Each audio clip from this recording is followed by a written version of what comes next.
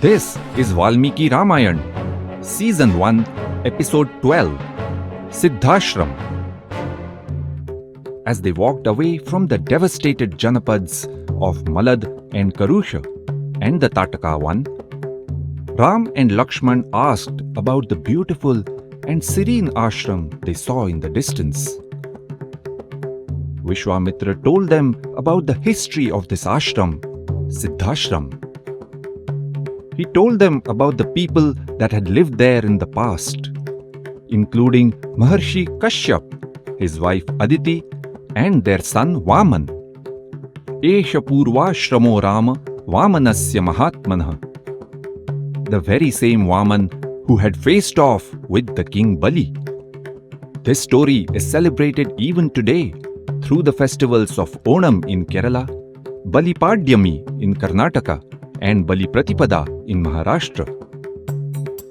The ashram concept as it existed then has no parallel construct in modern society. We have seen previously that these were not within the rule of any king. The description of Siddhashram also reveals that 1. Some of these ashrams were quite large, with hundreds and sometimes thousands of residents. 2. While there was no grand display of wealth, the ashrams were quite well equipped. And 3.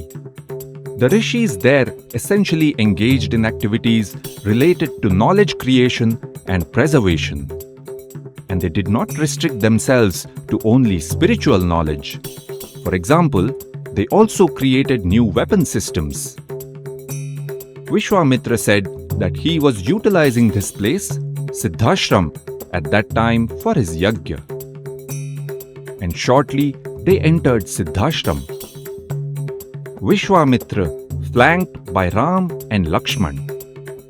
Valmiki describes very poetically, Shashiva Gataniharah Punarvasu Samanvitah. The three looked resplendent like the moon in the middle of the Punarvasu Nakshatra on a clear night. Wow! Using a comparison from astronomy to describe historical events in poetry. That is Maharshi Valmiki for you. The rishis of Siddhashram warmly welcomed all three of them. But after just a short rest, Ram was keen to complete the task for which he had come. He said to Vishwamitra, Adyaiva Diksham Pravisha. Please take the Diksha, initiation for the yajna, today itself. And then, Anidrau Shadaho Ratram Tapovanam Arakshatam.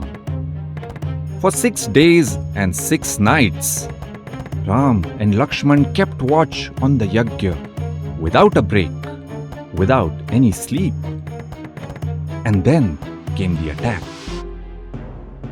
There was Marich and Subahu in the lead and many other Rakshasas. They started showering blood on the Yajnavedi to destroy its sanctity. They were everywhere like dark clouds in the monsoon sky. Ram and Lakshman were thoroughly outnumbered. Vishwamitra's training on the Astras now came in handy. Ram first took aim at Marich with a Manavastra called Shiteshu. Marich was gravely injured but managed to flee. Will this come back to bite Ram many years later? Ram correctly concluded that he ought to be using some of the more powerful weapons.